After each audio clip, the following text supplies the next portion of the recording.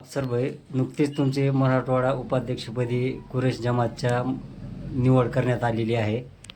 तर कुरेश जमातीचे बरेच असे प्रश्न आहेत जे की प्रलंबित आहेत. तर ते सोडवण्यासाठी तुमच्याकडून काय प्रयत्न केले जाणार? सर्वप्रथम आपल्या चॅनलच्या माध्यमातून आपला धन्यवाद व्यक्त करतो की आपण आमच्या समाजाच्या भूमिका आणि आमच्या समाजासंदर्भात जे काय प्रश्न आहेत ते जाणून घेण्यासाठी आपण इथं आलात. सर्वप्रथम आमच्या समाजामध्ये शिक्षणाचं प्रमाण फार कमी आहे.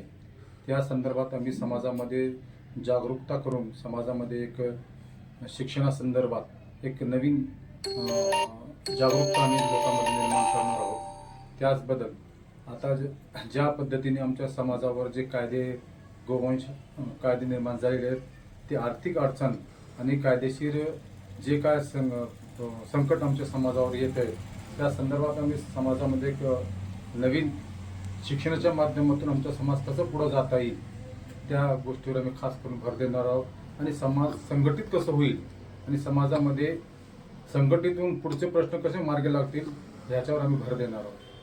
तुमच्यावर संघटनेने फार मोठी जबाबदारी दिलेली आहे, तर त्याची व्याप्ती खूप वाढलेली आहे.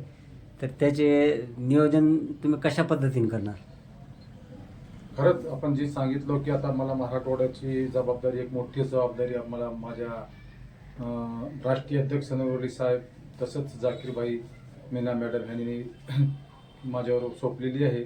तर मी जिल्ह्यामध्ये जे काय आमचे सामाजिक संघटना अस्तित्वात आहेत जे सामाजिक काम करत आहेत तर त्यांच्याचे भेटून जे काय सामाजिक संघटन कसं वाढवता येईल त्यावर मी भर देणार आहोत. प्रत्यक्षात जाऊन मी आमचे जे जिल्हाध्यक्ष आहेत त्यांची भेट घेऊन संघटना कशी वाढेल, सामाजिक संघटना कशी वाढेल त्याच्यावर मी भर देणार.